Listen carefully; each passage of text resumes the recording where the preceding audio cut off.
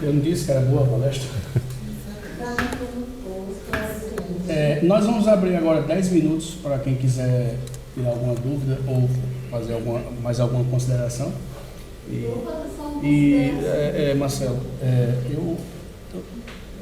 você vinha falando no momento na palestra, você falou da questão da Alemanha, como poderia uma criança passar por algum trauma, alguma coisa desse tipo, sendo hermafrodita, investir alguma coisa. E aí isso remete muito também, traz uma coisa do lado cultural, que a gente está falando de Alemanha, Europa, traz uma discussão cultural também, aliás, uma discussão social que não só o que é social sempre traz o lado cultural, né, ali arraigado.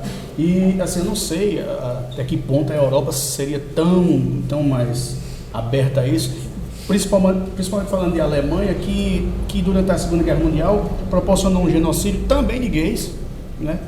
E assim, eu não sei se essa questão do bullying ou do quanto a sociedade em si, eu estou falando na questão da Alemanha, iria realmente influenciar tanto nessa escolha dessa criança ou nessa condição dela de hermafrodita. E ainda falando dessa questão da hermafrodita, eu queria que você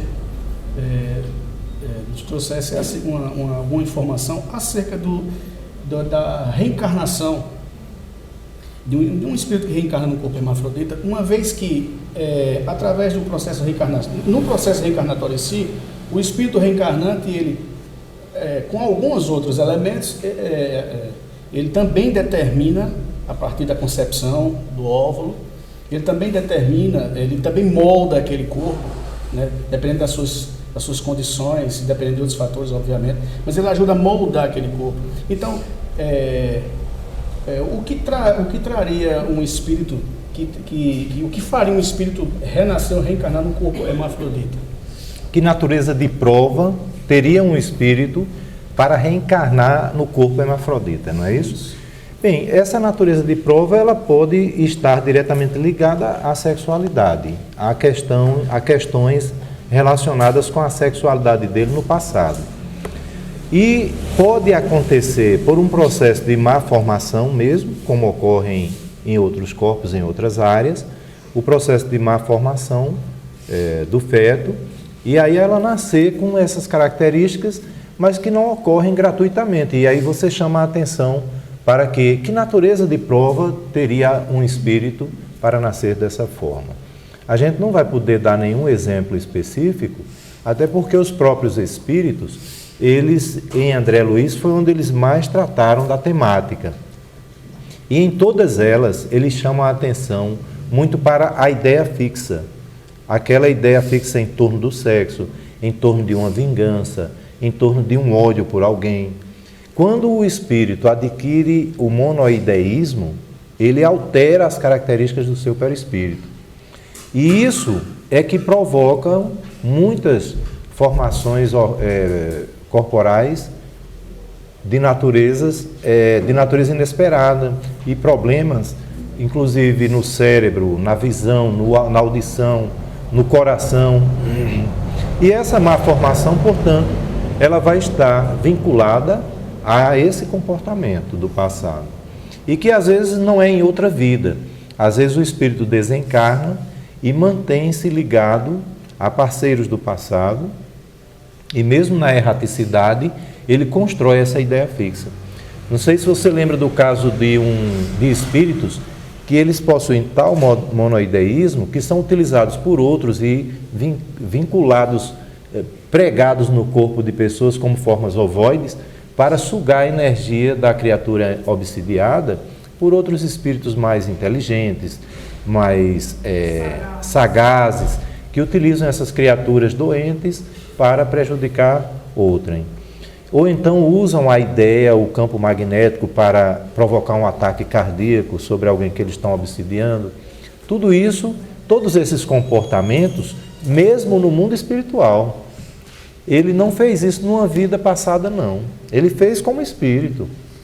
E aí ele vai precisar reencarnar, não é o comportamento sexual desregrado no mundo espiritual, mas o espírito não tem sexo, mas ele tem as ideias, ele tem um campo mental perispiritual, e aí no lugar de ele buscar a simpatia, o amor e a concordância de sentimentos, ele busca o prazer sexual vinculado às mentes doentias do mundo espiritual ou reencarnadas, criando elos, criando campos de energia que vão formar amanhã o corpo em que ele vai reencarnar. Então, sua mente não participa do processo de reencarnação?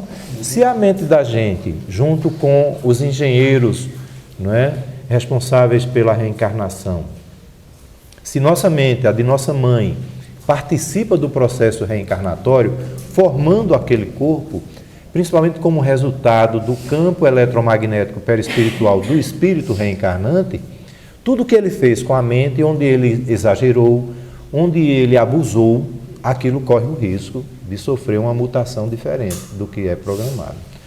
Então, a prova dele está vinculada exatamente ao pensamento dele. Onde estiver o teu tesouro, ali estará, né, a tua alma, o teu coração. Isso que você muito bem falou, tá bem descrito, essa coisa do compromisso sexual está muito bem descrito no livro Sexo e Destino, psicografado de Chico Xavier, de Manuel Filomeno Miranda, quando ele relata o Marquês de Sade, que depois da desencarnação ele conseguiu montar uma verdadeira cidade ligada no plano, aliás, no umbral, ligada só ao sexo, né? A coisa do sexo, essa ideia só do sexo, onde espíritos tão perturbados quanto eles se ligavam àquela cidade. O monoideísmo, não é? Isso. E a gente, quando pensa nisso, é como tem monocultura. Você tem a monocultura da cana-de-açúcar, termina prejudicando o solo, porque nada mais nasce ali. Então, na mente, o pensamento, o monoideísmo é uma ideia que avança no campo das outras ideias que poderiam estar sendo alimentadas naturalmente e a pessoa fica viciada naquele ponto. Na verdade, eu tenho uma pergunta e um comentário. Você falou dos indivíduos que vêm, são assexuais, que não teriam tanto uma ligação carnal relacionada ao sexo. Eles seriam espíritos mais evoluídos? Se eles são mais evoluídos do que a gente por terem um comportamento menos influenciado pelo sexo, eu não posso te garantir. Mas a sensualidade voltada para a prática sexual como ideia, como desejo, é característica de espíritos ainda em desenvolvimento, estágios iniciais. Então, em tese, um espírito que não sofre essa influência do instinto, ele está um passo à frente. O comentário seria mais relacionado, eu acho que é um dos mandamentos, que é amar a Deus acima de todas as coisas e o próximo como a ti mesmo. No final, o que eu acho é que falta amor na sociedade da gente. Porque se a gente ama o próximo, a gente deixa ele livre. Isso significa que a gente não vai se incomodar com a orientação sexual de um indivíduo. Eu digo isso porque eu convivo com um menino, a orientação dele, ele é homoafetivo, ele é gay, e eu sei o tanto que ele sofre de preconceito, inclusive da própria família dele. E ele sempre fala, Jana, eu só queria que me aceitassem do jeito que eu sou. E aí eu viro para ele e falo, eu acho que no final a sociedade da gente, o que falta mesmo é amor.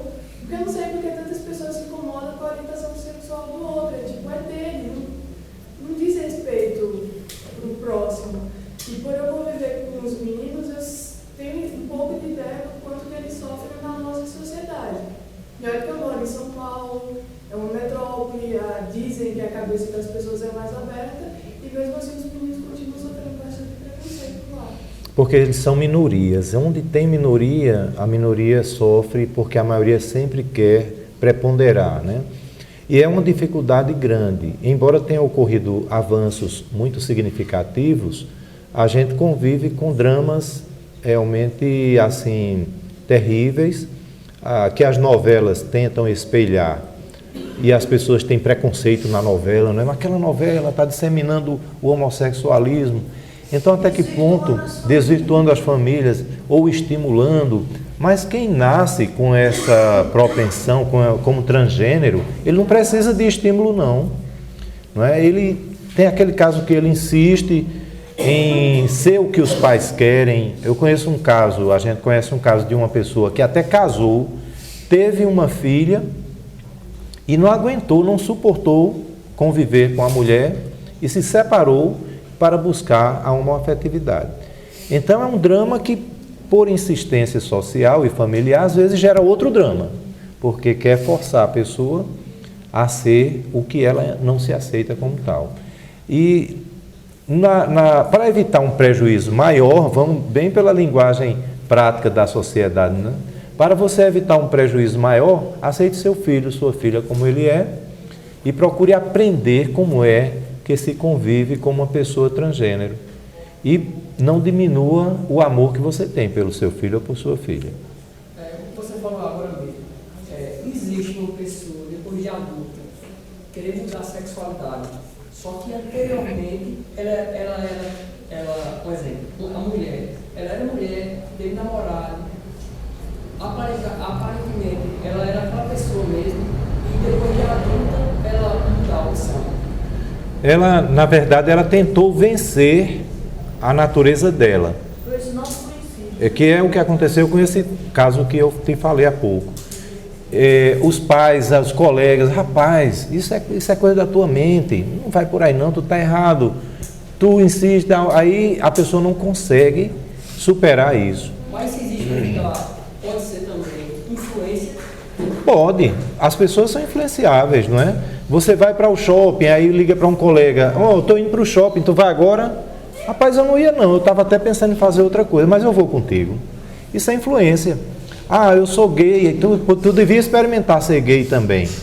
Eu nunca pensei nisso, mas agora que você falou, eu vou experimentar. Eu acho assim, do meu ponto de vista, né? Estou falando porque já aconteceu isso na minha família. Eu acho que vale muito, não todos, porque como você falou, tem vezes que você é criança, você já vê aquela pessoa com aquelas características. E eu acho que existem situações que é influenciada. Mesmo quem é influenciado, como é teu nome? Júnior. Mesmo quem é influenciado, ele tem a chavezinha lá dentro, esperando alguém bater a porta. Porque não há influência se não houver sintonia. Tanto que o termo certo é orientação sexual e não opção sexual, porque a pessoa não ser aquilo. É uma orientação, ela nasce com, é da natureza dela. Agora a pergunta espírita que fica para a gente é a seguinte: bem, eu vou seguir minha natureza ou eu recebi a oportunidade de reencarnar como homem, mas minha natureza é feminina? Eu não deveria exatamente, né, me esforçar para ser o que eu vim ser? Olha a pergunta espírita que eu vou deixar no ar para a gente aqui refletir. Talvez não tenha resposta agora. Mas imagina só que a gente reencarnou e planejou. Eu vou mudar meu polo aqui. Eu venho como homem em tantas reencarnações e eu quero agora ser mulher para experienciar a reencarnação de mulher. Vou ter dificuldade, mas eu quero ser mãe, eu quero ter um lar, eu quero fazer aquilo que minha mãe fazia para mim. Aí reencarno com essa programação. E chega aqui, eu vou ser gay. Eu não deixei de cumprir o meu plano reencarnatório? Entendesse? Que não é... Pode ser um plano reencarnatório, a pessoa quis ser mãe, planejou ser mãe e mudou. O que aconteceu com você, a natureza dela falou mais alto e ela diz, eu sou gay mesmo, eu não vou ser mulher não. Então ela pode, veja só, essa falha eu falo em relação ao que estava programado. Mas a gente não pode julgar ninguém. Por que não podemos julgar ninguém? Porque eu só posso dizer que uma pessoa cumpriu a missão reencarnatória dela se eu tiver acesso ao plano reencarnatório dela. O seu plano reencarnatório qual é? Eu não sei. Qual é o plano reencarnatório de um gay? Não sei. A gente não nasce com manual de instrução, né? Não é? Não vem com manualzinho de instrução. Então, só quem sabe do plano reencarnatório daquela pessoa é o anjo de guarda dele, os espíritos superiores que vão lá e têm acesso aos arquivos. A gente não pode condenar ninguém e julgar ninguém. Agora sim, tem leis para serem obedecidas. Seja você gay ou heterossexual, seja o que for, tem leis que todo mundo tem que seguir. Seguiu a lei, respeitou o outro, o espaço, a liberdade está aí. Respeite as leis e exerça a sua natureza, exerça o seu plano. E o cara? Isso. Primeiro eu queria parabenizar Marcelo, porque a maioria das discussões discussões ou dos vídeos que a gente encontra nas redes sociais a respeito do tema, é já uma pessoa que tem uma opinião e que ele chega ou para condenar uma questão desse tipo, ou para aceitar e defender unhas e dentes.